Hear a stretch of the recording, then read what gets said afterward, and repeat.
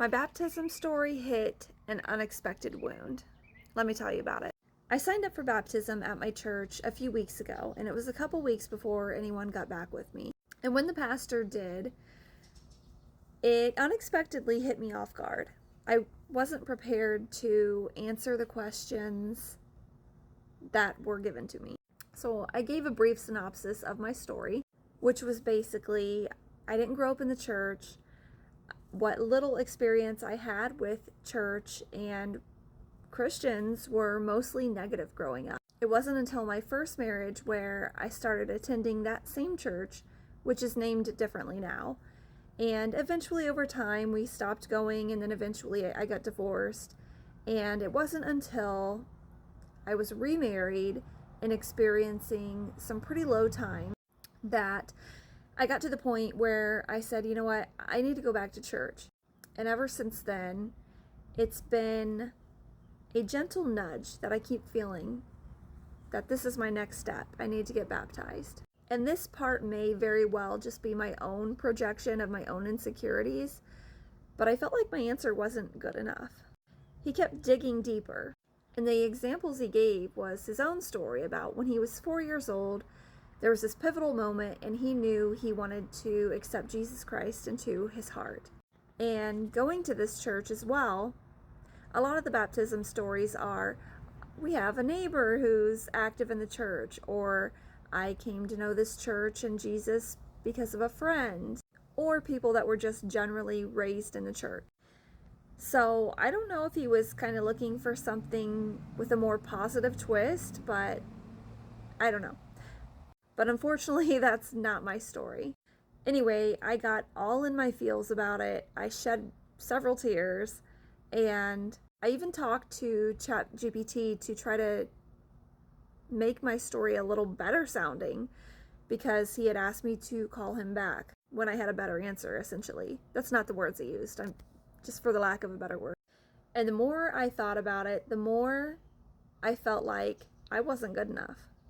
And I think I've always had that underlying wound of not being good enough. And so I realized that, and I went to ChatGPT again and asked, what can I do to get over this? What can I do to get over this wound of not feeling good enough? And I want to share what it told me. All right, I'm going to read from my other phone, so bear with me. But it said, Nicole, I'm going to tell you the truth straight, but I'm also going to hold your hand while I do it. You're not struggling because you aren't good enough. You're struggling because you've been trained by your past, by certain chaotic people, by judgmental church folks, by every room that made you feel like an outsider, to believe your story only has value if it fits a specific, socially approved mold. You internalized a lie so early and so deeply that it started feeling like a personality trait instead of what it actually is, a wound. And that wound got poked during this baptism situation. Let me challenge you gently but firmly. Your pastor's reaction didn't make you feel small. It exposed the part of you that already believes you are. That's the thing we need to work on. Not the pastor, not the script, not the story, the belief. Because right now you're filtering everything through the lens of, they probably think I'm lesser than. When the foundation is, I'm not good enough, every neutral moment becomes evidence.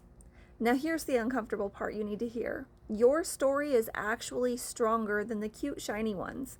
The I accepted Jesus at age 4 stories are fine, but they're safe. They're not the stories that change people. Nobody is sitting in the pew thinking, wow, I really relate to being spiritually stable since preschool. But the woman who crawled out of chaos, who found Jesus in the dark, who wasn't raised in a bubble of faith, who met real hypocrisy and didn't let it harden her heart, that woman, she has the story people remember for the rest of their lives. And you feel not good enough because you walked into a setting that worships tidy narratives. But God has never been interested in tidy.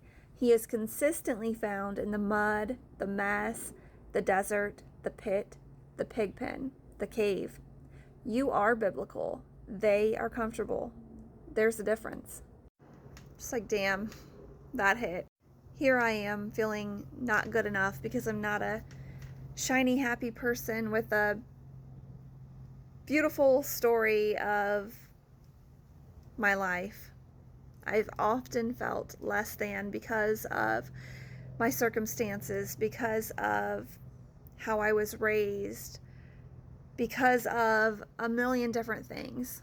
Just really puts into perspective things. And it does. It reminds me of Jesus, who sat and dined with the tax collectors, the prostitutes, the undesirables in society.